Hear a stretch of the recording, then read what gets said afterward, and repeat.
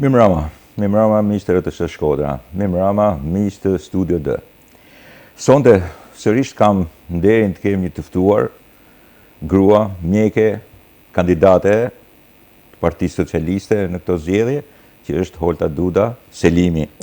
Mirëmbrëma Holta. Faleminderit që keni ardhur. Faleminderit për ftesën. E di që po të shkëpus një farë mënyre nga punët që keni tani, edhe sigurisht është i vjen momenti i punëve të shumta, por gjithsesi një intervistë ose një bisedë, një bashkëbisedim me mua nuk është keqe, shumë mirë, sidomos këto kushte. Shumë i këndshëm bile. Holta, do ta fillojmë pak me atë narrativën biografike, po jo vetëm të mjekes edhe të profesionit tuaj, po dhe se si, kush u bë, çfarë lidhje keni me Partinë Socialiste. Do t'i trajtojmë nga pak. E para, dua me njerë, kush u bë gojë mirë, edhe pastaj po fillojmë me narrativën. Kush u bë gojë mirë?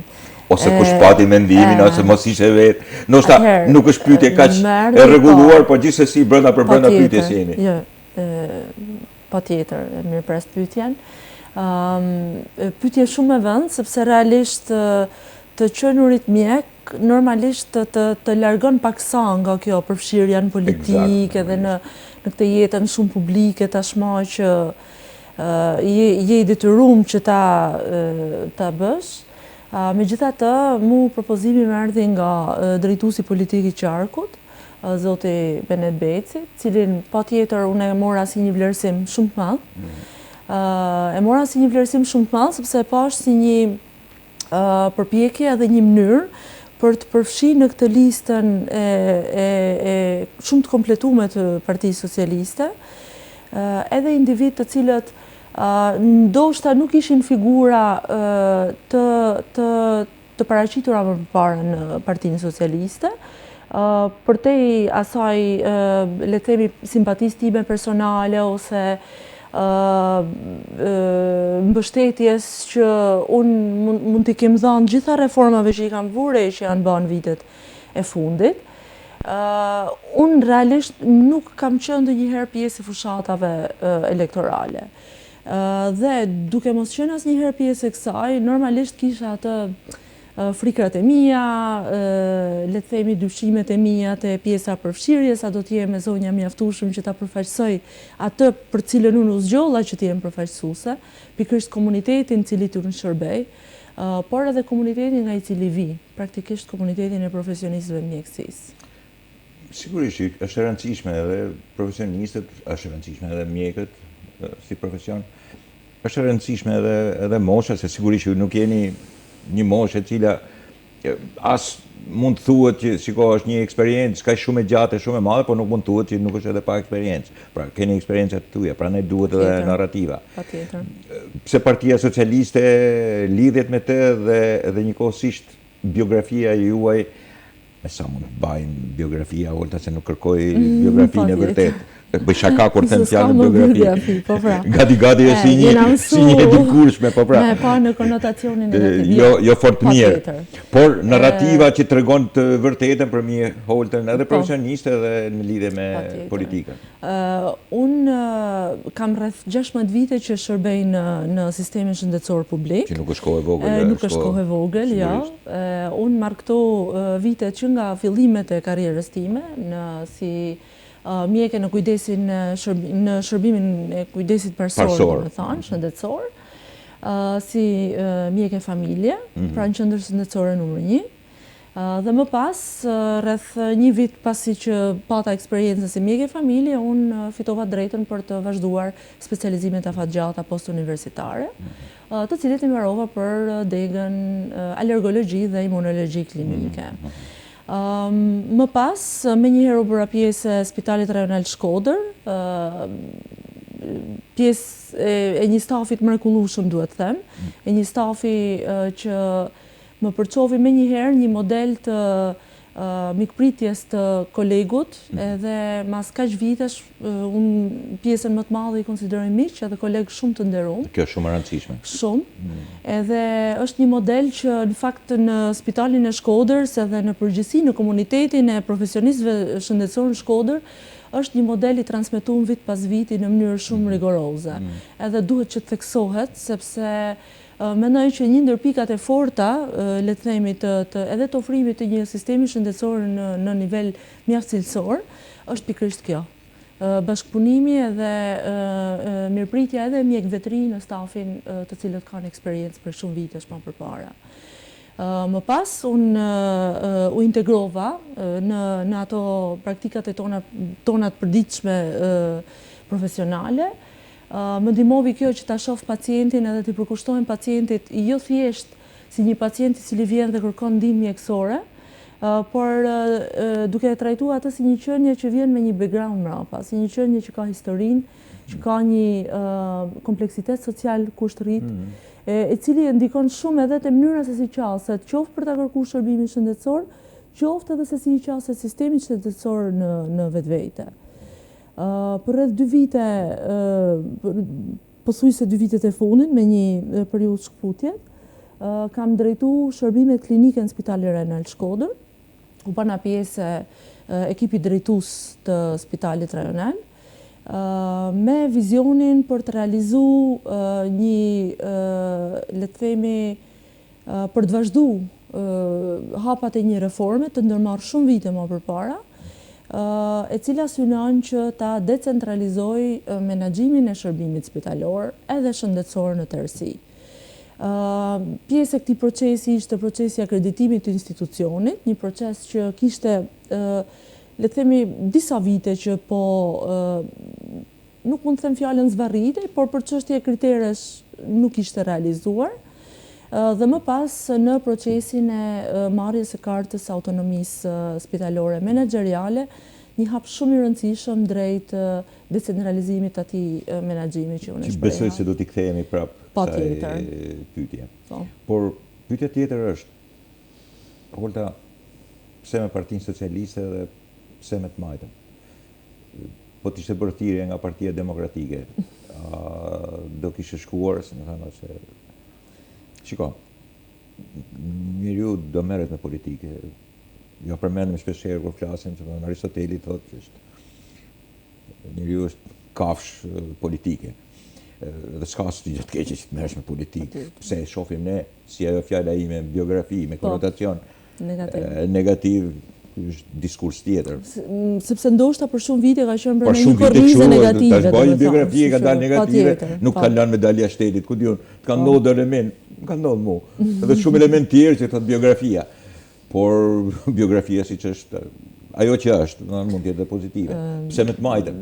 Pse me Partinë Socialiste? Unë, domethënë, familja ime është familje ish ushtarakësh.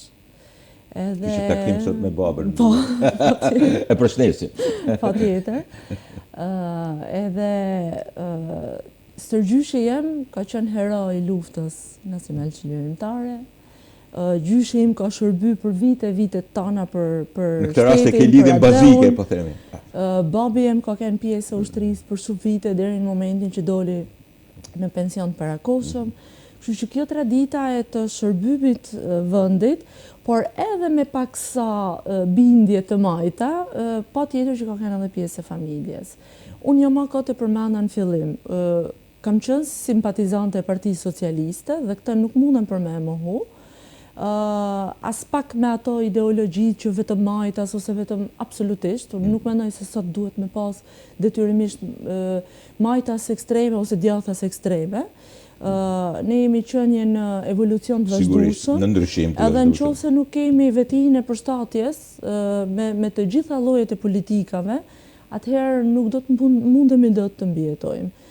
Por gjithsesi ekziston një ideologji ose disa parime bazë, cilat patjetër na drejtojnë në atë orientimin që ne mund të marrim. Sido që të jetë puna, psehi i Partisë Socialiste dhe psehi në këtë moment, mendoj që merr shumë më lehtë përgjigjen nëse unë do t'i referohem aty në reformave cilave unë ju kam pa Pra rezultatin në këto vite që jam në punë të përditshme, patjetër, por është edhe diçka e sotme. Domethënë, ajo ishte diçka për tu përmendur sepse patjetër është pjesa emocionale ndoshta që normalisht edhe një trashëgim një që nuk mund të mohohet dot. Absolutisht, përkundrazi është motivi i sotëm sigurisht është që motivimi i vërtet është të qëndruarit me këmbë në tokë, edhe të shikuarit realitetit, që realisht janë bërë shumë reforma të cilat duhen për më përgëzu. Dhe pse jo këto reforma që unë i kam pa dhe nga afër, duke pasat eksperiencën time për 2 vjetë, le themi në eksperiencën administrative në menaxhimin e spitalit, pse jo të mos kem edhe unë një peshë sa do të vogël që këto reforma, përderisa janë drejtimin e duhur, të vazhdojnë të jenë në atë drejtim duhur. Patjetër duke pas edhe sensin kritik ndaj çdo gjaje që ndoshta po del jashtë asaj kornizës që unë mund ta mendoj si diçka të drejtë edhe brenda atyre parimeve të ndryshimeve që ne kërkojmë. Atëherë hym ke ato problematika në sistemin shëndetësor. Shiko, Olda, më lejo që të bëj një parantezë, duke marrë gjithë ditën me opinione dhe me shkrime dhe opinionet e mia. Ajo është detyra ime, ajo është profesioni im. Shpeshherë hasem edhe me ballafaqohem edhe me raporte të tilla të së thënës edhe të hedhurit fjalës që ka një konotacion realisht negativ. Mirë po, në eksperiencët e mia personale, sigurisht mund të vërtetoj që shumë gjëra janë përmirësuar, edhe në shërbim, edhe në kushte. Shumë gjëra janë për të përmirësuar. Edhe shumë element tjerë, ndoshta që nuk i dim, janë që... Por, si pas jush të shi, në një vështrim të shkurt edhe një sqarim po aq të shkurt, këquan problematika kryesore në sistemin shëndetësor, në kohën e sotme. Kë mendon Holta se janë ato që me të vërtet duhen rregulluar ose që hasen edhe pranohen nga të gjithë, edhe nga ju që punoni brenda? Tani, kur bëhet fjalë për shëndetësinë, gjithmonë në çdo lloj sistemet patjetër që ka kritika. Sepse tek shëndetësia të gjithë drejtohen atëherë kur diçka nuk funksionon. Është problem i madh, sigurisht ka shku problem. Kjo është, domethënë. Është ndjeshmëria më e madhe. Që nga vetë patjetër, ndjeshmëri dhe mshuri, situata të tilla në të gjitha shtresat sociale. Normal. Sepse në momentin që një person ka një problem shëndetësor, në atë moment është problemi shëndetësor primari. Edhe thjesht mënyra se si reagon ndaj tij, se si e ka qasjen ndaj tij, ndryshon atë, le të themi, përjetimin edhe qasjen ndaj sistemit shëndetësor. Megjithatë, sistemi shëndetësor patjetër që ka problematikat e veta. Në radhë parë, një nga problematikat më madhore që mendoj se është që ndoshta nuk është e mirë rregulluar pjesa ose le të themi zinxhiri i referimit të pacientit nga shërbimi parësor në shërbimin e specializuar, në shërbimin sekondar në këtë rast, Spitalin Renal Shkodër. Po flas lokalisht, më pas ndoshta mund të cekim edhe në nivel terciar. Momentalisht, veçanse në kujdesin parësor shëndetësor, le të themi që për shkak të numrit gjithnjë më shumë në rritje të cëmurëve kronik, mjekët në sistemin parësor janë të mbingarkuar, qoftë me, le të themi, trajtimin e këtyre cëmurëve kronik, qoftë edhe me pjesën e referimit më pas për tek mjekët specialist. Duke qenë ky sistem i mbingarkuar, ndoshta edhe për shkak të shpërndarjes, jo krejtësisht nuk mund të them eficiente, sepse shpërndarja është eficiente me aq mundësi sa janë për të mbuluar me personel mjekësor. si plotësohet. Normalisht në vitet e fundit është vënë re që një numër mjaft i madh i mjekëve të cilët sapo diplomohen, masi që marrojnë praktikat profesionale të detyrueshme dhe licencohen, menjëherë vendosen edhe drejtohen pikërisht në ato qendra të cilat mjekët preekzistues në ato qendra shëndetësore janë të mbingarkuar me numrin e popullsisë që kanë në mbulim. Ndodh që ka përcen në një? Patjetër që po. Sepse jo gjithmonë mundet që të mbulohet 100%. Kjo është një nga strategjitë të cilat synohen që të mrihen, është një nga strategjitë jo vetëm në lokalisht, le të themi edhe në nivel kombëtar, po edhe në nivel ndërkombëtar, edhe një nga strategjitë e Organizatës Botërore të Shëndetësisë. Patjetër. Më pas kalojmë te mbingarkesa e sistemit spitalor. Sigurisht. Në qoftë se do të shkarkohej sistemi spitalor nga këto konsulta të cilat po shpërndahen në mënyrë më eficiente, mendoj që një nga pikat më të rëndësishme mund të zgjidhej direkt në këtë mënyrë. Megjithatë, kemi edhe komponentin tjetër, që është komponenti në Shqipëri, fatkeqësisht për shkak të një mentaliteti ndoshta trashëguar vit pas vitit, pacienti orientohet në mënyrë shumë të shpejtë tek mjeku. Pra praktikisht aksesi për në mjekun, patjetër tek mjeku i familjes kështu duhet të jetë, edhe le të themi është një arritje që e kanë aksesin kaq të shpejtë. Por aksesi tek mjeku specialist dhe të gjitha ekzaminimet të cilat realizohen në spitalin rajonal, kudo qoftë, jo vetëm spitalin rajonal Shkodër, po në gjithë territorin e Shqipërisë, normalisht duhet jetë pak më i mirë rregulluar. Në mënyrë që edhe të evitohen radhët e gjata të pritjes, cilat patjetër nuk janë të këndshme për askënd, sidomos për ato cilët ju nevojitet në mënyrë më emergjente ky aksesi ndaj këtij shërbimi mjekësor, edhe patjetër edhe për mjekun që e jep këtë shërbim mjekësor është më komode nëse e jep për një sasi më të moderuar pacientësh brenda harkut të orarit ditor të punës. Për ta përmbyllur, domethënë, shërbimin në përgjithësi, por nëse ke dëshirë prek edhe në veçanti, edhe sfidat e personelit e kemi biseduar edhe bashku të bëjmë takime. Po. Është një problem i madh se ta mohojmë. Edhe largimi, por nuk është se unë dua ta prek të largimin me personelin. Por dua që një farë mënyre të bëj një korrelacion midis shërbimit edhe personelit. Se nuk mund t'i ndash. Patjetër, absolutisht. është bile gabim ta bësh një mënyrë të tillë. Dhe për më tepër, ata që e vuani realisht jeni edhe ju në përgjithësi, nuk është se, shiko, specialisht shohim nga interesat tona. Sigurisht i vuajnë pacientët, se pacientët janë. Po. Shërbimi shëndetësor është i drejtohet pacientëve, absolutisht. Po tash edhe mjekët kanë atë, si të them tash, është korrelacion, pra duhet të shpjegoj që është një lidhje e dyfishme.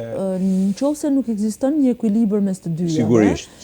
Patjetër që dhënia e shërbimit në një standard cilësie, sikurse pretendojmë që ta kemi, vështirësohet. Unë nuk mundem të them që bjen cilësia sepse është ngarkesa etj. Por dashje pa dashje, këto janë të gjitha elemente dhe faktorë që ndikojnë te njëri tjetri. Megjithatë, në burimet njerëzore, aktualisht unë po flas për qoftë edhe për qendrat shëndetësore, qoftë në mjek, qoftë në infermier, edhe për shërbimin spitalor, momentalisht mund të them që burimet njerëzore janë aseti më i rëndësishëm që ne kemi momentalisht.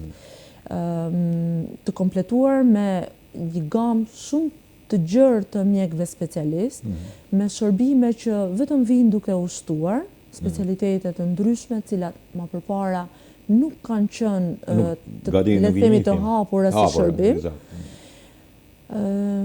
Me një numër infermierësh të cilët patjetër po rritet në bazë të nevojave sikurse janë të shpërndara në shërbime dhe mbi gjitha duke u shtuar edhe shërbime ekstra.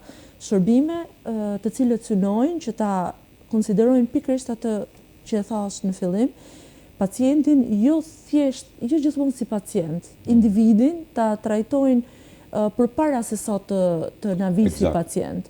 Pra, të tentojmë që ta parandalojmë shfaqjen e sëmundshmërisë, ta ndryshojmë stilin e jetës dhe mbi gjitha një mbështetje që duhet ta theksoj ky është shërbimi i ri që është fut i pranisë së psikologut dhe punonësit social në qendrat shëndetësore, por edhe pranë Spitalit Rajonal Shkodër. Pranë spitalit ka ekzistuar më përpara si shërbim, ndërsa vitin e fundit është implementu edhe aksesi në shërbimin e suportit të shëndetit mendor pranë qendrave shëndetësore. Këtu mund t'i kthehemi prapë sërish asaj pyetje që bën fillim edhe që niset ta sqarosh. Tash mund ta ezaurosh edhe si përmbajtje në të vërtetë edhe pjesën e reformave. Sigurisht dallohet. Ajo që thash në fillim, të gjithë jemi të zot që ta dallojmë.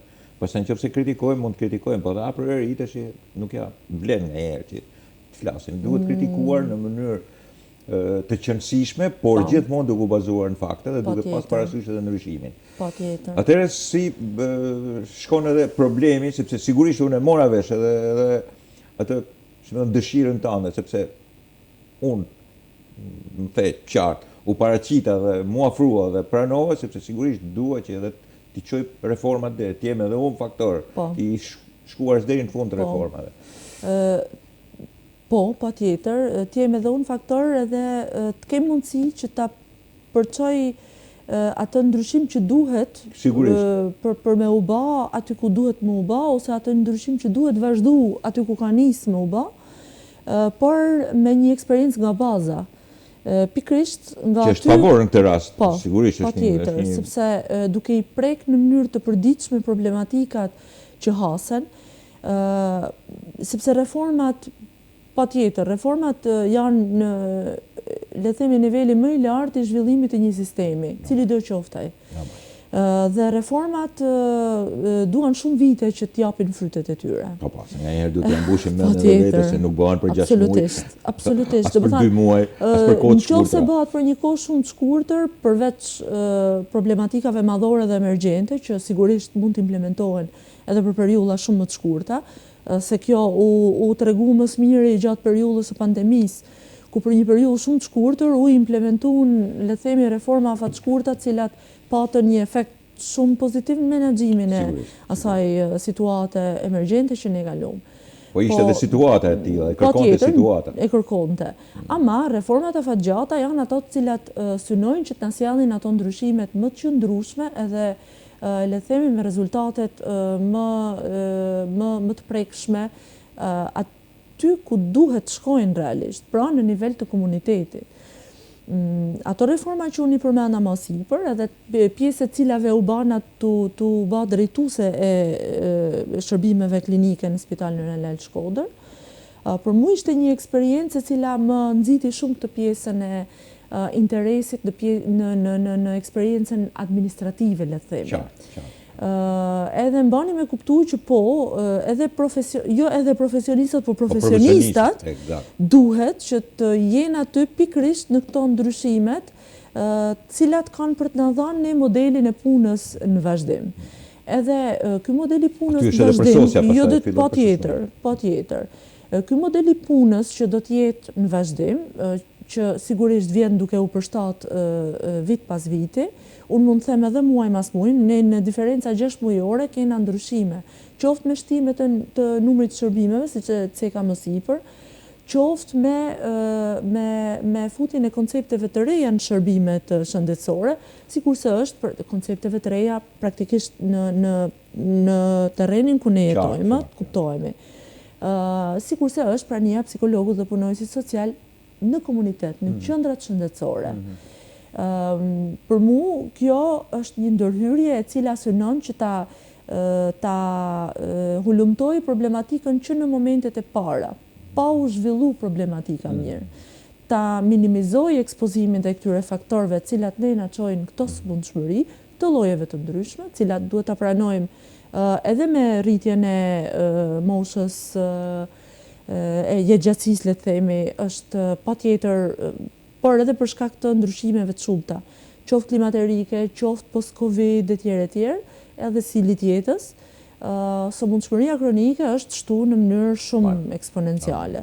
Edhe dashje pa dashje, ne na orienton që tashmë të jemi në reforma preventive dhe jo më vetëm të zbuloni edhe mos lejoni agravimin, shkumin mësane në pjesa akute të cilat kërkojnë mësane në hyrje radikalisht, cilat pastaj kjo është pjesa që le të themi mundemi që të bazohemi te pjesa preventive. Ndërkohë, reformat të cilat prekin shërbimin spitalor kryesisht, në këtë moment paktën, prekin shërbimin spitalor, është pikërisht ajo që ceka më sipër. Decentralizimi i menaxhimit të shërbimeve shëndetësore. Ky decentralizim synon që të krijojë një shkputje nga ai modeli i vjetër i trashëguar për vite të tëra, ku menaxhimi i të gjithë buxhetit që është për shëndetësinë në nivel rajonal bëhet drejt për drejt nga ministria. Në këtë moment ne jemi në fazën e implementimit të autonomisë spitalore menaxheriale, i cili konsiston në drejtimin, le të themi, të menaxhimit të spitalit nëpërmjet bordit drejtues të spitalit, i cili asiston në mënyrë vertikale, le të themi, ekipin drejtues të spitalit rajonal Shkodër, që për hir të vërtetës ka pjesën barrën më të rëndë, le të themi, të këtij zinxhiri menaxhimi, sepse praktikisht i duhet që të përballet edhe me problematikat, edhe me mënyrën se si do të qasen ndaj këtyre problematikave, edhe me mënyrën se si këto problematika do t'i qasin drejt bordit për të implementuar në këto ndryshime që ne pretendojmë. Kjo ishte, deri tash e sherove qartë, ka më qartë se kaq. Pyetja pak banale ime është fondet, si janë. Fondet, këtu është historia. Janë gjithmonë prandej, i administroni ju. Po, atëherë duket si banale, po është bazike. Jo, nuk është krejt e drejtë, edhe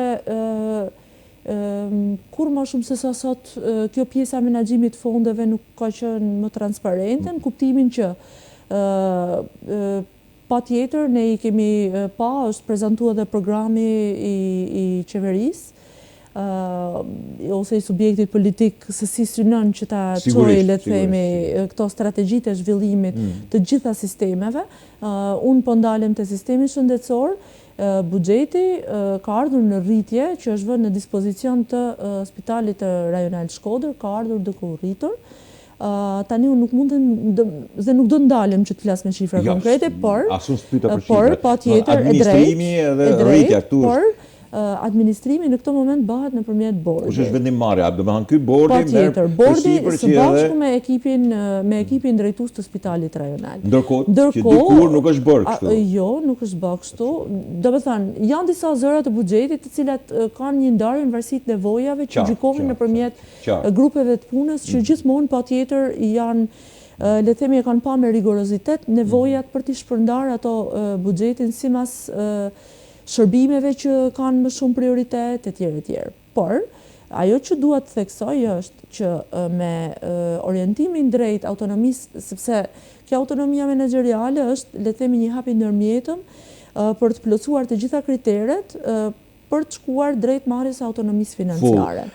Dhe marrja e autonomisë financiare është pikërisht momenti ku do të bëhet përfundimisht shkputja nga modeli i vjetër i menaxhimit të spitaleve, edhe të qendrave shëndetësore. Pra është një kohë ndërmjet, është një tranzicion, po themi. Një tranzicion i cili na lejon që le të themi të kuptojmë se cilat janë ato treguesit e matshëm të shërbimit spitalor. Ne i kemi të nxjerra të gjitha treguesat që janë të matshëm, në mënyrë që në një të ardhme, që nuk është shumë e largët, mbi gjitha edhe pjesa e buxhetimit të nevojave të spitalit do të jetë sigurisht shumë më detajuar dhe shumë më orientuar drejt nevojave të prekshme në bazë, por është shumë e rëndësishme edhe për mënyrën e trajtimit financiar të personelit shëndetësor që do të shërbejë në të shërbim spitalor. Sepse synimi është që në vend që të vazhdojë ajo paga horizontale e njëjtë e njëtrajtshme sipas nivelit pagave, është një ligj në fuqi, tashmë, përveç pagës bazë, synohet që nëpërmjet plotësimit pikërisht të këtyre standardeve të treguesve të shërbimit spitalor, do të aplikohet edhe shpërblimi financiar në bazë të performancës profesionale etj. Me gjithë treguesat indikatorët. Po kemi në një pikë e cila sigurisht është një diçka e diskutueshme, sidomos në publik, në shoqëri. Ne po hyn ke ato sfidat e personelit. Nëse këto i shohim se si do t'i vendosin punën, se t'i administroni, se kjo që sapo thash tash, pagesa e ndryshme, joshja financiare, sepse mos ta përdorim, kur e përdor gjithë perëndimi, ne na duket sikur është fjalë e keqe. Po jo, ai që punon më tepër, ai që ka aftësi më tepër, le të marrë edhe lek më tepër, ose euro, nuk e di se kush mund të bëjë. Problemi që ndron këtu, ky fakt. Ka tentativa dhe prap duan të largohen. Si përballet edhe njëkohësisht si mund të frenohet, ose më mirë pyetja është e tillë. Si i bëhet këtij problemi? Si i bëhet? Është problem shumë kompleks në fakt. Sigurisht, patjetër. Sepse unë bile po lexoja para disa kohëve më rastisi një artikull që në fakt ishte publikuar diku në 2022-shin. Një artikull i cili ishte realizuar nga disa mjek dhe ekonomist shqiptar, po që jetonin në Britaninë e Madhe, dhe që kishin studiuar, le të themi, pak sakto faktorët e largimit në një periudhë 2018-2022 të mjekëve nga Shqipëria. Realisht, për një periudhë kohë të caktuar, shifrat kanë qenë të larta të largimit të mjekëve. Mendoj që ka një lloj frenimi tash. Nuk mundem të flas me shifra konkrete. Mendoj që janë bërë disa ndërhyrje nga ana e qeverisë që të frenohet, le të themi, kjo dëshira për t'u largu, tendenca për t'u largu nga Shqipëria, që do t'i cekin ndoshta pak më poshtë se si mund të frenohet, le të themi, kjo rrjedhje e një trupe, e një pjesë e shoqërisë që janë shumë të shkolluar dhe ne nuk e kemi luksin që t'i humim, faktikisht. Vetëm 50% e këtyre mjekëve ishin largu dhe kishin cilësu për arsye, ndër të tjera për arsye financiare. 50% që tjetër e kishin gjykuar si një mundësi për një karrierë ndoshta më të lartë profesionale, si një mundësi për të rritë familjen në një vend tjetër, etj. Tani këto janë plagë të shoqërisë tonë që ne duhet t'i pranojmë që ekzistojnë. Edhe nuk mundemi t'i mohojmë që jo nuk ekzistojnë. Ama ajo mënyra se si unë e shoh këtë është që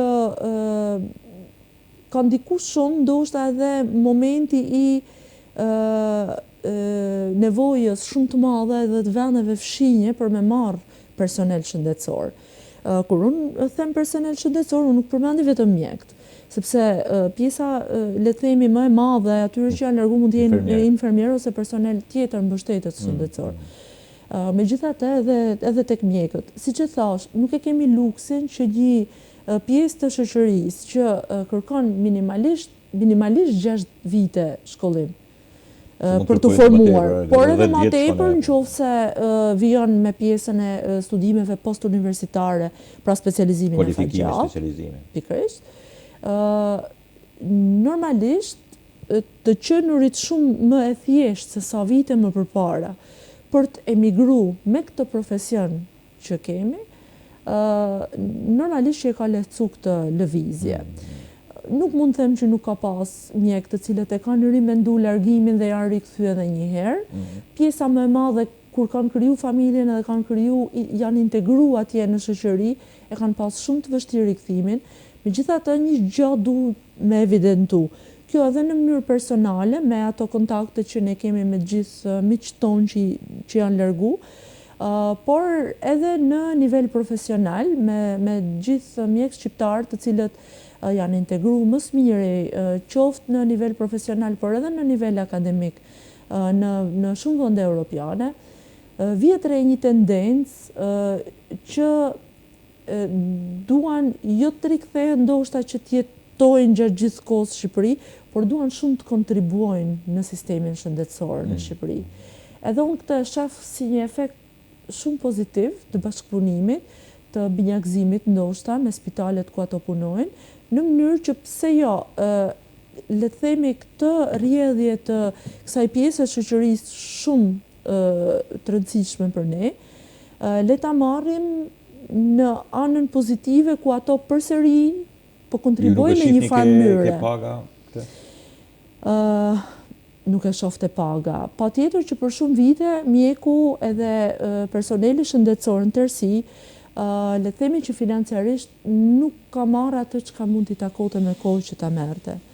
Megjithatë, unë nuk mund mos e përmend faktin që rrogat ose paga, le të themi shpërblimi financiar për punën që bëhet çdo ditë i mjekëve dhe i infermierëve, i personelit të shëndetësor ndihmës, jo është 2 fishu, por është 3 fishu. Domethënë, nëse e krahasojmë me 10 vite më përpara, jemi në një diferencë shumë të madhe dhe sigurisht në bazë të planeve strategjike që qeveria ka prezantuar, synohet që t'i afrohet gjithnjë më shumë niveleve të pagave të cilat mjekët i marrin nëpër Europë. Para një viti lexoj edhe ke një revistë precizore italiane, po che La Repubblica, në fundit është gazetë, është një me 5 milion kopje. Është La Repubblica. Sigurisht. Një për atyre që ata nuk e konsideronin skandal, por e konsideronin në një dëvërtet të tyre skandal. Në Norvegji ishte afru mjekëve italianë, sidomos profesionistave, ata që ishin një fjalë laborantëve të parëve, edhe pastaj edhe mjekëve të tjerë, 5.000 euro, rrugën 2 herë në muaj të paguar. Pagesën e 4.000 deri në 5.000 euro, rrugën patjetër për të kthy, për të pa familje, të paguar dhe për 3 vjet banesë. Tash edhe një italianik. Patjetër. Edhe një gjermanik. U bën full ata. Dhe sqaronte. Jo, po ta sqaroj deri në fund. Po. Mendova. Kishin marrë edhe nga jugu, kishin marrë edhe nga veriun kryesisht, nga zona si Emilia Romagna e sipër, jo kaq shumë, po pjesa tjetër. Po, sepse kanë standardin 1200 vet. Po për 1200 vet është natyrshme që dikush do varfërohet në Itali, do të rrinë mangut. Sepse tash ata kishin probleme dhe ishte edhe problem për to dhe për shumë elemente të tjerë, sepse ata i kërkuan, si duket e kanë pa veten shumë keq për pandemia, krijohen situata të tilla. Pra, sipas meje, pra ne po bëj edhe këtë ndërhyrje, është shtuar kërkesa, është ofertë kërkesë, holta tash. Mos të ikim tregut, sepse nganjëherë bëjmë edhe gabimin e madh se kujtojmë se të ikim treg. Gjithçka është treg. Mos dalim ke teoritë e Trumpit, pa atë kemi presidentin e Shtetit Bashkuar të Amerikës, ai është ashtu i shef punët. Është në treg, sigurisht do t'i afrohesh tregut. Dhe nëse tregu është kaq, aty do të shkosh. Pra, pyetja tjetër tash është jo se do të bëjon kundërshtim ke ty, por sigurisht nëse unë do të afroja, nuk e di, një 5.000 euro, 6.000 euro, njerëzit për çfarë jetojnë, për çfarë punojnë. Pra, është element, sigurisht që është element. Dhe sidomos kur hapet, na kërkon Gjermania, mund të kërkojë në event tjetër të siguron vendin e punës, është të hapur. Sepse, Olta, nëse nuk do ishte hapur, ku do kishin shku? Si do ishte tregu? Patjetër. Ne na duhet krijojmë reforma, sigurisht po besoj fjalën tënde dhe do dalim ke pyetja tjetër, si do përbëhen, se çfarë do të bëjmë, por ama duhet i bëjmë një përmbajtje, por ama këtë do ta njohim si histori dhe se si mjedisohemi me këtë, si ambientohemi me këtë gjë është pak vështirë, prandaj duhen reformat, sigurisht. Patjetër. Në këtë rast, domethënë bëra gjithë këtë ndërhyjme, gjithë këtë diskurs i gjatë, jo për po dua një farë mënyrë të justifikoj si ata që ikin, se jemi në një botë lirë. Patjetër. Dhe si reformën dhe këtë vështirësinë për ta përballur. Edhe për prodhuar, fjala prodhim është fjalë e rëndë, sepse nuk mund të prodhosh, nuk janë kuti sapuna. Jo, patjetër. Mjekët nuk janë infermierët, po për të nxjerrë. Sigurisht për të nxjerrë, për të edhe që ajo është një investim shumë sigurisht i madh i shtetit, i shoqërisë. Edhe i shoqërisë, edhe i shtetit, i vetë individit, i familjes të individit, që domethënë janë gjitha elemente për tu përmendur. Fjala prodhim mase është pak fjalë e rëndë, por në një farë mënyrë është një prodhim i shoqërisë, i cili pastaj jepet për të shërbyer shoqërisë. Në këtë rast duhet pasur parasysh. Ajo që për mu vlen për të evidentu, edhe që në vendet e tjera ndoshta nuk shifet, kjo është tipike e vendeve të Ballkanit faktikisht, që numri i studentëve të cilët kërkojnë që të jenë në fakultetin, në universitetin e mjekësisë, por edhe në fakultetin e shkencave teknike mjekësore, në të gjitha degët që tashma janë disa degë të cilat janë Kemi infirmeri në Shkodër, po që gjithmonë ka një numër shumë të madh të studentave. Edhe gjithnjë më tepër ka kërkesa për numër edhe më të madh. Kjo është diçka që duhet theksu, sepse nuk është diçka që vihet re në komplet rajonin. Në vendet rrotull ka ra numri i studentëve të cilët kërkojnë që të studiojnë mjekësi. Tani, a shifet kjo si një, le themi, dëshirë për të pas një profesion i cili ty të siguron një karrierë më të mirë jashtë vendit, apo brenda vendit, kjo mbetet për të pa kur këto studentat të dalin në trendin e punës. Pra, ideja, ajo që po të thoja përpara, është që i gjithë strategjia shkon t'i afrosh këto dy grafik me njëri tjetrin, domethënë, ti duke u afruar, pastaj janë distant, tash duhet ta pranojmë si fakt se të distant jemi me perëndimin, nuk mund të jemi barabar me to. Por ama duke u parafruar, edhe kjo mund të shërohet. Përveç kësaj, ajo që du ta theksoj tjetër është që për shumë e shumë vite më përpara ka qenë një blok total i hapjes së mundësisë për specializime në mjekët të cilët kishin marrë. Eksakt. Për një periudhë të paktën në momentin, tani se po futem kështu si në histori personale ta gërshetoj është ideja. Në momentin që unë kam konkuru për të fitu të drejtën për studimet e afatgjata post-universitare, pra për specializimin, e thënë fjalë thjeshta, kishte rreth 4 ose 5 vite që nuk realizohej një konkurs për të pranu për këto studime. Problem.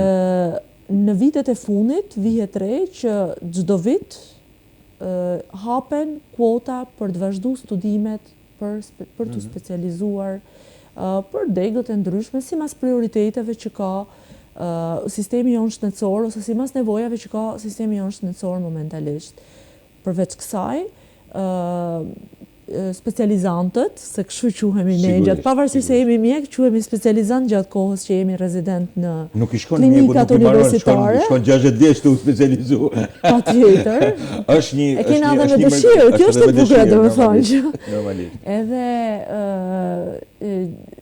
tashmë në 2 vjeçarin e fundit është vendos që një mjek i cili le të themi ka pranuar që të jetë pjesa e atij grupi që janë kote mbuluar e quajmë ne, pra që ka një kontratë e cila do të ekzekutohet pasi të mbaroj periudhën e specializimit, gjatë kohës së specializimit paguhet me 80% të rrogës së mjekut specialist, që është për mua një përparësi shumë e madhe. Edhe nëse e krahasojmë me mënyrën se si është zgjedhur të paguhet një mjek specializant me kuotë të mbuluar, kështu është terminologjia që përdoret në Ministrinë e Shëndetësisë, krahasimisht me përpara 10 viteve është një diferencë shumë e madhe. Edhe kjo është një diferencë e prekshme, domethënë një diferencë e cila të lejon që ti të vijosh studimet e tuaja që patjetër i ke me dëshirë, sepse ajo ambicia e mjekut është gjithmonë që të realizojë sa më shumë, jo vetëm te pjesa e karrierës profesionale, edhe në nivel akademik, mirë po, nëse nuk ke suportin financiar, prap kjo kthehet në një disfavor.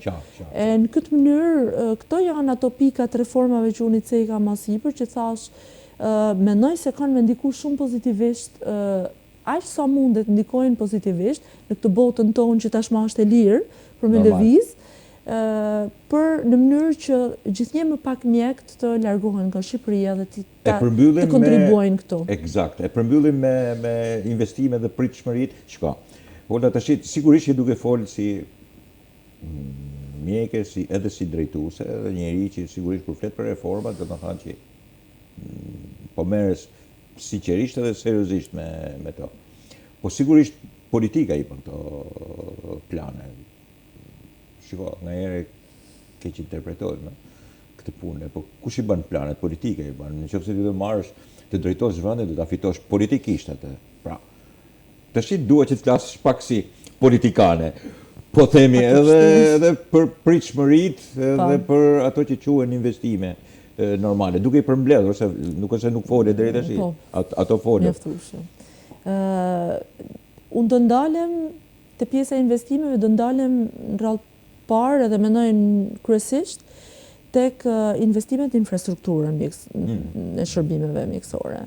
Një numër i konsiderueshëm i qendrave shëndetësore është rikonstruktuar nga fillimi, dhe po ky numër i qendrave shëndetësore të cilat janë rikonstruktuar nga fillimi dhe janë tashmë në kushtet bashkëkohore, japin shërbim shëndetësor në kushte bashkëkohore, gjithashtu janë bërë pjesë e projekteve ndërkombëtare, të cilat janë duke nxitur, le të themi, gjithje më tepër përfshirjen e personelit shëndetësor të këtyre qendrave shëndetësore për konsultat edhe vizitat në banesë, në mënyrë që të jenë sa më pranë qytetarit. Ato janë pajisur edhe me gjitha mjetet e nevojshme për t'i qenë sa më afër atij qytetari në banesë i cili nuk e ka të mundur që të shkojë gjithmonë fizikisht pra mjekut familjes në qendër shëndetësore.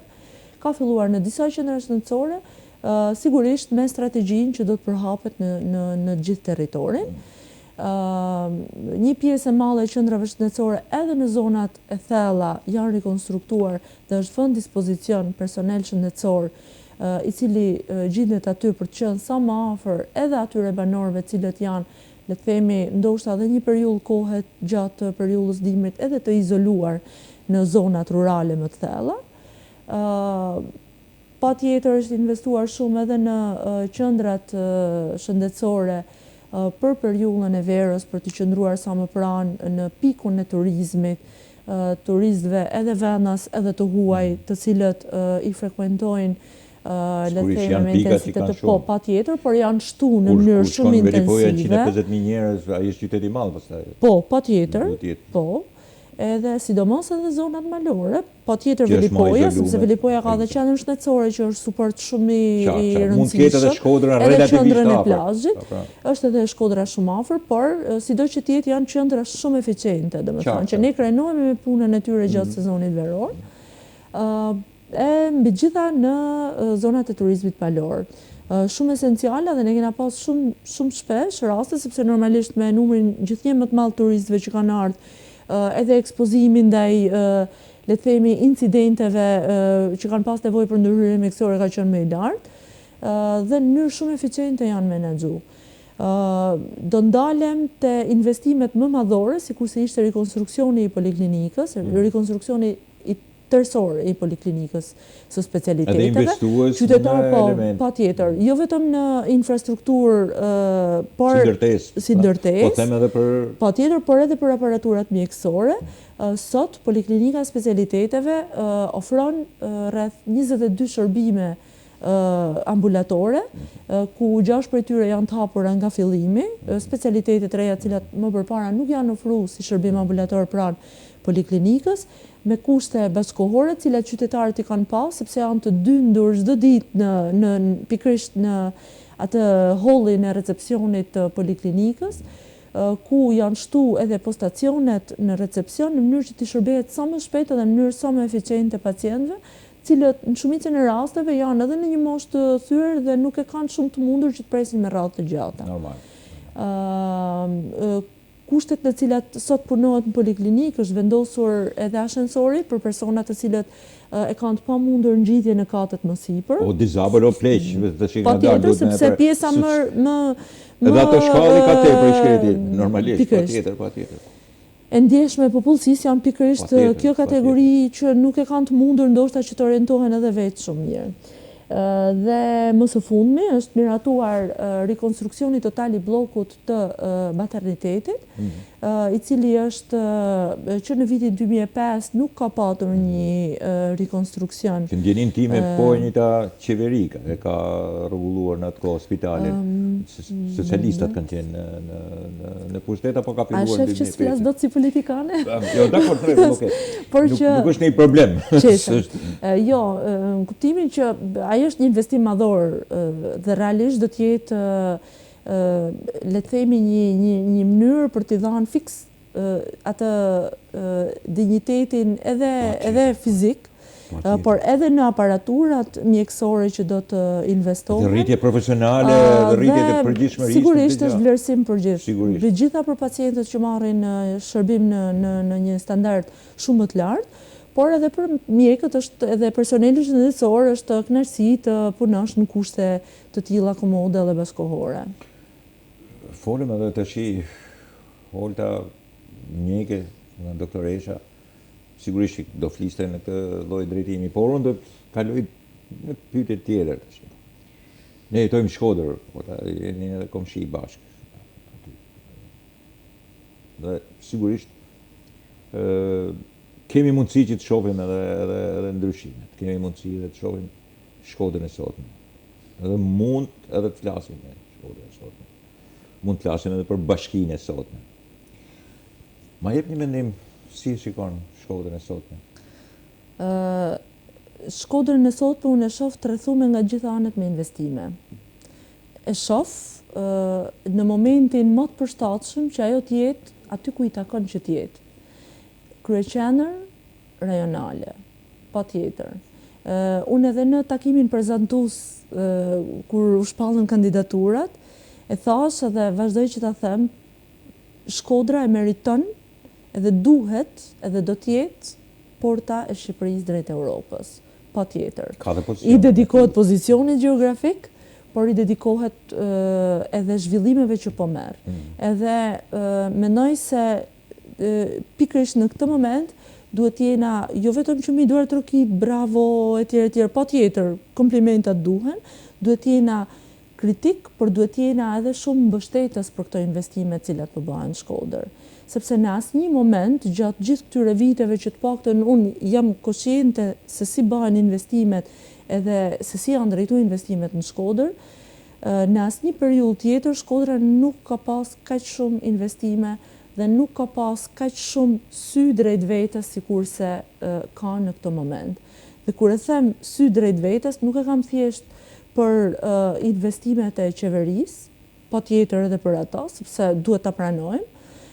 Nuk e kam thjesht për menaxhimin, për mendimin tim shumë të mirë që po bëhet në nivel vendor, por e kam fjalën edhe për gjitha investime strategjike për cilat po interesohen edhe shumë donator. Edhe patjetër jemi në një moment kyç ku duhet të tregojmë mbështetjen tonë maksimale që këto investime të vazhdojnë më tej. Shiko, është çështje magjorance që sigurisht është çështje vizioni të kryeministrit që sigurisht është, menaxhim edhe drejtim, po dhe vizioni kryetarit Beqi edhe bashkisë. Apo, Olta, ka ardhur ky moment tash edhe bëjmë si Shkodrat e vjetër e herë, tash mirë të vinë edhe hajt ma erdhi koha. Po hapim derën. Po, ka ardhur dhe momenti. E thash, përveç gjitha kushteve që janë plotësuar tashmë, ka ardhur dhe momenti. Edhe kur vjen ai momenti, ne duhet jena aty. Kam përshtypjen se jena pak me vonesë.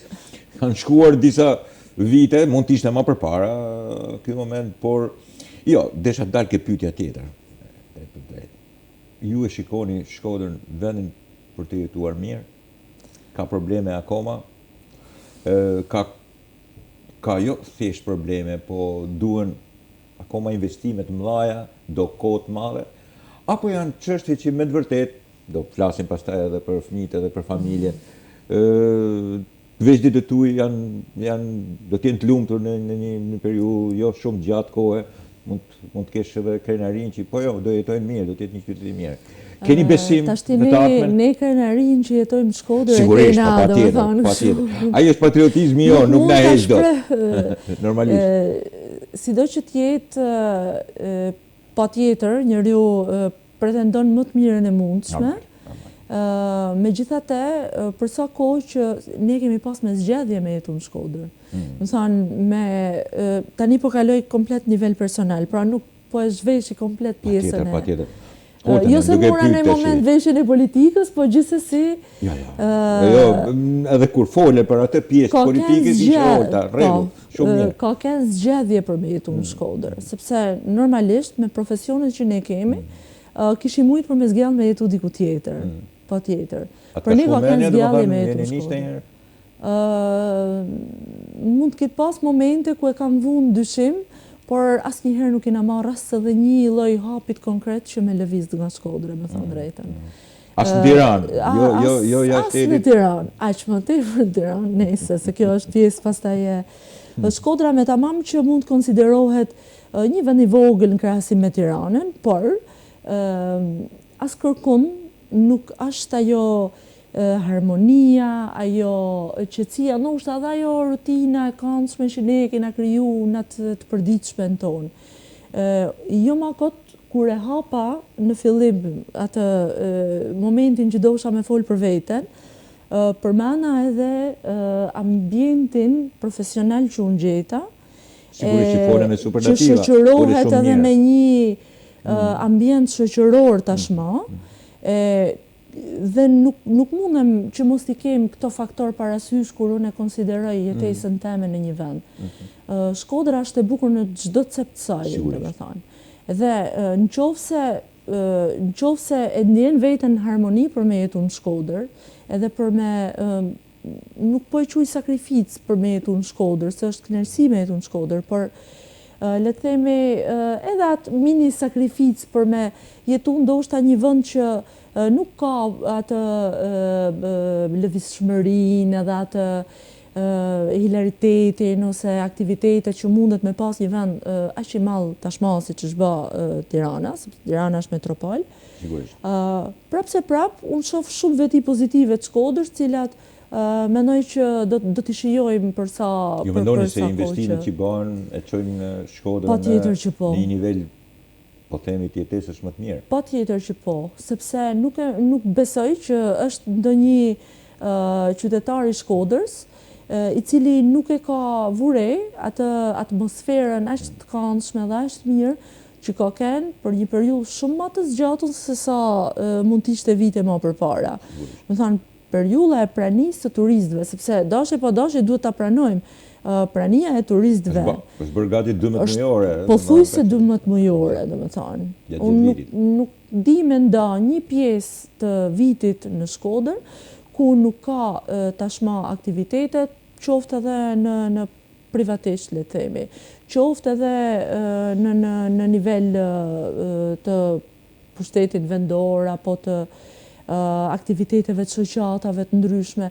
Ka fillu që të riaktivizohet edhe një herë ajo jeta sociale dhe kulturore dhe ka më tepër aktivitete, ka kanë gjithmonë në fakt, se unë nuk du që të jem shumë korrekte. Jeta kulturore dhe sociale në Shkodër është, le të themi, pika e fortë e Shkodrës. Është mentaliteti i joni. Është pjesë e një ADN e cila përvijon. Është e vështirë për më undru. Por është edhe si ta përdorësh edhe si ke qëllimin për të shkuar. Ju e mendoni si sfidë Edi Ramës edhe Partisë Socialiste këtë, apo kjo ishte angazhim që duhet bërë pa pas nevojën të ketë sfidë ndaj atij tjetrit? Jo, unë nuk e shoh fare si sfidë. Domethënë, Shkodra meriton absolutisht çdo gjë që ka, edhe shumë më shumë. Absolutisht. Ideja është që tani në sensin politik mund të ketë pas shumë ngërçe që as nuk du fare për me i cek, sepse nuk du që me pa hiç mrapa, du që me pa vetëm përpara. Sigurisht. Edhe vetëm përpara, unë e shoh me shumë pozitivitet ndryshimet që po ndodhin. Edhe nuk kam pse mos ta shoh me pozitivitet. Sigurisht janë ndryshime pozitive ato. Absolutisht. Sot për shembull kishte filluar puna në hyrjen e Shkodrës, duke u pastruar të gjitha ato që kishin zënë vine për vite aty, duke qenë një nese, s'po duhet dhe unë të po e ri linjës tane. Unë kritikoj boll në për opinionet e mia. Por sigurisht duke u bërë një punë mirë, sepse do bëhet një element i shkëlqyer, duke filluar nga Baqalleku dhe duke vazhduar.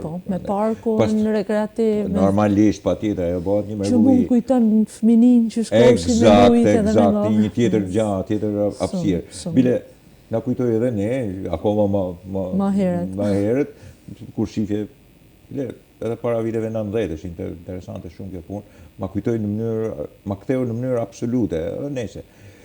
Tashi, Olta, gjithë kjo bëhet që të rrisësh familjen tënde, të rrisësh fëmijët. Patjetër. Flasim pak për familjen tënde. Tashi, këtë që ke, për familjen që ke pasur, për fëmijët, për trashëgiminë. Flasim pak edhe për atë që folëm sot që se kemi në mesin tonë, për sigurisht është një figurë madhore e këtij qyteti. Flasim për fëmijët e vegjël herë. Po. Pauli edhe Nina. Pauli edhe Nina, Pauli pak më shumë se sa Nina, e don shumë Shkodrën. Edhe kudo që ne të shkojmë, kur kena dalë me shëtit e tjera, kur dëra me shku në Shkodër. Edhe në qofë se kena diskutu ndonjëherë sa vend i bukur kë, ose sa vend i bukur kë, kishte keni ide e mirë, e tjerë. Jo, unë du me jetu vetëm Shkodër. Edhe unë mendoj që e ka trashëgu pak edhe nga gjyshi, sepse gjysh Paulini, që pa tjetër është nërë dhe krenari që përfaqësohen me emrin e tij. Nuk të thash Shkodër, më thash. Thash Holta, mi emrin, pa shtova dhe Selimi. Patjetër. Për mua është krenari, diskutohet, edhe ndjehem, e diskutume edhe pak bashk, ndjehem shumë me një dhimbshuri shumë të madhe, për faktin që nuk pati mundësinë që t'i shijote nipin edhe mbesat. Normal. Në këtë kohë. Domethënë, do t'ishte patjetër një plotësim shumë i madh për të. E jashtëzakonshme, ta garantoj. Patjetër. Sidomos një person i tillë. Që Paulin Selimi, tash këtë ma lejo mua. Që të cohesh i fije. Me shumë. Sigurisht e kam pas një intervista, me 2 intervista, po pastaj kam pirë disa herë kafe bashkë edhe me miqtë të tjerë. Realisht është personi që i mungon, sot e do t'i mungoj gjithmonë Shkodrës. Është ai që është emblema e skeçit, e libretit edhe si them tash e ngjizjes si jashtëzakonshme të një humori i cili vendoset në lartësira të tilla kulturore që e bëjnë humorin shkodran të madh. Edhe estradën e Shkodrës të madhe. Patjetër. Pa Paulin Selimin është e vështirë që ta shikosh këtë lartësi. Sigurisht që humori i Shkodrës edhe i njerëzve të Shkodrës edhe aty që janë rrugë, sidomos në kaluarën, sot është pak e vështirë ta bësh këtë, por në të kaluarën është. Po në artë, në lartësi të tillë është prej vjerrit tuaj edhe njëkohësisht dashamirësh i gjithë qytetit. Patjetër. Kudo që të pyetësh, kudo që të ballafasohesh, po këto fjalë që po them unë do të thonë. Sigurisht, patjetër. Shumë e madhe ajo. Patjetër. Edhe unë do ta quaj Nananika, sepse na është vetë rasim. Normalisht. Ka ba një punë kolosale në 2 momente që me vazhdu edhe me majt kujtimi i tij është i gjallë në çdo, më thënë, nuk besoj që ka një tavolinë, një ambient familjar ku nuk përmenden batutat që ai ka kriju me mendjen e tij. Të mprejt edhe të meqme edhe të madhe. Por ajo ka bërë një punë shumë të madhe për me majtë të gjallë këtë vepër. Pikës parit, kuptohet e gjithë familja edhe Toni, bashorti jeme, edhe Vanda, kunata jeme, janë përfshi pa mas, por ajo ka kenë, le të themi, motori kryesor, qoftë në realizimin e dokumentarit për jetën e tij, edhe vite ma vonë në realizimin e monografisë rreth jetës tij, ku janë përmbledh kujtimet më të bukura të gjithë njerëzve cilët një moment kanë pas një takim me të. Gjithë njerëzve jo, sepse nuk do të mjaftoshin shumë libra, por një pjesë e madhe e tyne. Kështu që patjetër është një figurë që përveç se i ka mungu familjes në mënyrë shumë të parakoshme, i ka mungu komplet qytetit edhe artit edhe kulturës të humorit në Shkodër. Normal, është shumë e vështirë, gati e pamundur që të zëvendësohet. Kur nuk duhet thënë kur, por është shumë e vështirë. Çfarë talentesh ke filluar të vendosësh pak pika mbi i për fëmijët? Çfarë shikon, çfarë talente shikon? Çfarë talente shikoj? Kujt ti Pauli është shumë e ka këtë sensin e pak sarkazmës, fine, tjetër, nxjerr në batut. Por pjesën e mimikave dhe këto shprehjet edhe disa batuta cilat bahen shpeshherë edhe kështu si shpotice, e ka edhe Nina, vajza vogël. Sa vjeç është? 4 vjeçë i ban maje. Edhe Pauli është kryesisht i orientuar te teknologjia, kurse Nina ka pak më natyrë artistike, kështu që mund ta shohim ndoshta edhe megjithatë janë shumë të vegjël. Dalim nga gjyshet e tjerë? Dalim nga gjyshet e tjerë.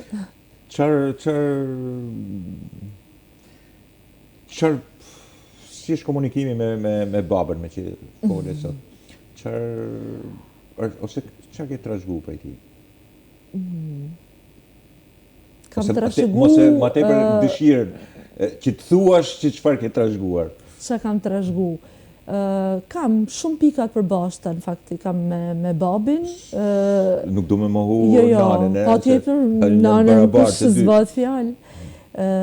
Por më shumë këtë, le themi, sensin kritik të analizës gjanave.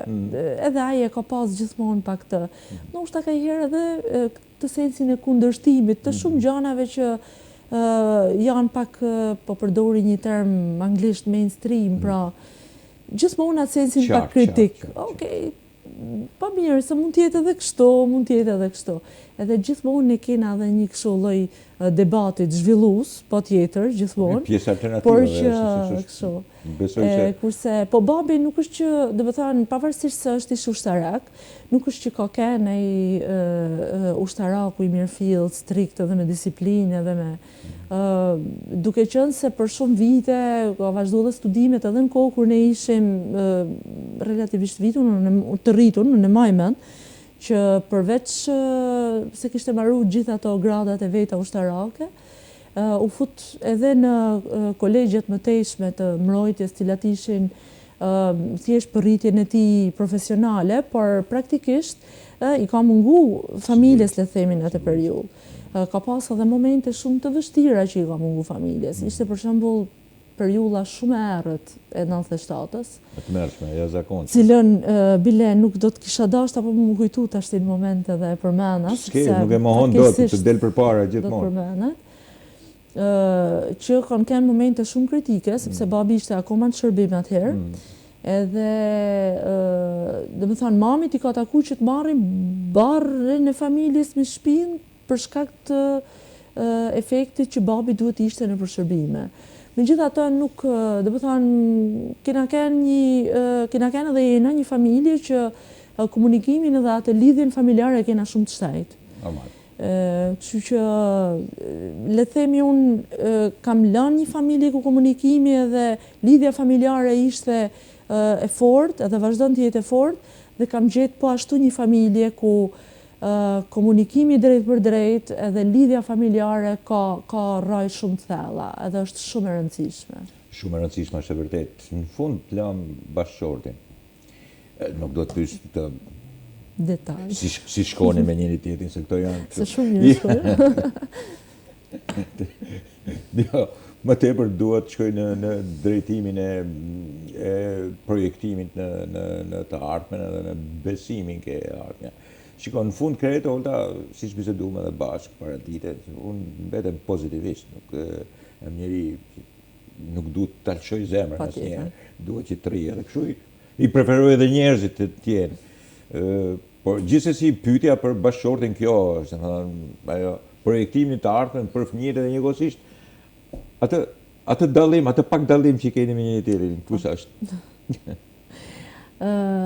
Ata thamë shumë krejtë sinqerisht, që të mendimet i herë këto bindjet sociale dhe politike, qeshen. Toni është natyrë që më suporton njerëz zakonisht shumë, Edhe te ky rrugtimi që unë kam ndërmarrë, që për mua ka qenë pak e vështirë për me marrë vendimin, më ka ndiku shumë pozitivisht. Më ka ndiku shumë pozitivisht për faktin që gjithmonë është kjo mendimi që, okej, provoje, në qoftë se i tash kur. Provoje sepse duhet që ta kapësh atë momentin, ta testosh vetin, edhe te kjo pjesë që ndoshta e ke pas në dëshirën tënde dhe nuk ke pas kurajon me e marrë me iniciativën tënde. Në këtë moment që ti ke mundësinë për me provoje. Shumë suportiv edhe në periudhën unë, domethënë ne kemi qenë në lidhje në momentin që unë vazhdova studimet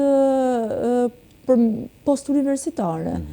Edhe në çdo hap që unë kam ndërmarrë në jetë, patjetër që e kam marrë me suportin e tij. Kështu që se po dal tash kështu, unë jam shumë falenderuese sepse të qenurit mjeke, mu më merr shumë kohë nga familja. Më merr shumë kohë, cilën unë e kam vënë balans pastaj, patjetër, sepse jam mundu që ta kem shumë në ekuilibër këtë efektin punë edhe ambienti i familjes, patjetër. Duke vu balancën. Patjetër, familja është esenciale dhe prioritet. Çdo gjë, çdo sakrificë dhe çdo gjë që bëhet, për ne si çift, prioritet është familja. Edhe familja është baza që mundet me ndërtu këtë shoqëri. Kështu që aty fillon çdo gjë. Aty fillon çdo gjë. Jemi edhe në kohën e sotme që ka rëndësi shumë kjo, edhe në botë, edhe në Evropë, edhe në Shtetet e Bashkuara të Amerikës. Se janë larguar familjes, ka ndodhur edhe elementë që ne i shohim shumë mirë kush janë. Për fat, këtu që ne vazhdojnë. Është e fortë akoma. Akoma është e lidhur dhe ky është një moment pozitiv, pavarësisht me marrëzirat tona, kemi edhe ne tona, kështu jemi, por nuk shkojnë deri ato pikat larta këtë një deviancë të jashtëzakonshme, cilën e ka zënë prandimin edhe tash kur triparohen ato. Nuk i kam, domethënë unë jam krejtësisht pro perëndimor, po nuk i kam zili fare për disa momente të cilat nuk janë për tu lavdruar. Ne e kemi familjen, e bazohemi ke familja. Pyetja e fundit, Olta, është çfarë pret për kësaj fushate elektorale? Çfarë do doje dhe njëkohësisht se si mund t'i drejtohesh një lloj zgjedhësi ose njeriu që ti e do tash që të besoj këty? Unë nga fushata elektorale, domethënë pritshmëritë e hyrjes në fushat ishin totalisht pa njoftuna. Domethënë nuk mundem me thënë as të ulta, as larta, as hiç. Nuk kisha asnjë lloj ideje të pritshmëritë. E shoh që është një, le të themi, adrenalin krejt vedi, cilën po e mësoj gradualisht. Normal. Ajo që unë pres është që ta kem mbështetjen në atë komunitet ku unë kam shërby, sepse vërtet e kam bërë me një përkushtim shumë të madh. Edhe e kam bërë me përkushtim shumë të madh që këto njerëz me cilët unë kam pas komunikimin për shkak të pozicionit tim si mjeke, jo vetëm i kam pa për me i kuru për smundshmërinë ose për problematikat që kanë pas, por i kam pa në kompleksitetin e tyre social. Edhe kjo është shumë e rëndësishme kur ne dona për me i transmetu diku më lart ato problematikat që i cekin jetën e përditshme. Edhe prandaj mendoj se mundem për me kenë zani i këtij komunitetit në një nivel vendimarrës, në një nivel ku politika përfaqësues patjetër, në një nivel ku politikat bëjnë ato ndryshime cilat më pas janë të prekshme në komunitet. E patjetër që unë pres që t'jem një zë përfaqësues edhe për kolegët e mi, edhe për të gjithë profesionistët e shëndetësisë, sepse e thamë më përpara, duhet jetë një balans ndërmjet asaj që ne japim dhe asaj që ne marrim mbrapsht. Dhe nëse duam që të jetë kjo balans, niveli i vlerësimit duhet jetë patjetër dinjitoz. Normal. Olta, unë të falenderoj edhe për sinqeritetin dhe seriozitetin tuaj, për profesionisten që jeni. Faleminderit edhe për Sigurisht më vjen jashtëzakonisht mirë që ke marrë vendimin. Nuk ta them për të bërë komplimentin, por sepse mendoj realisht. Për sa më takon mua edhe mendimi tim në këtë rast. Ishte kënaqësi që isha sonte me ty. Edhe për mua. Të falenderoj. Faleminderit. Miq të RTS Shkodra, ky ishte takimi me Holta Dudën. Edhe njëkohësisht ishte edhe kjo e martë që normalisht do të pasojë edhe në martë të tjera. Natën e mirë.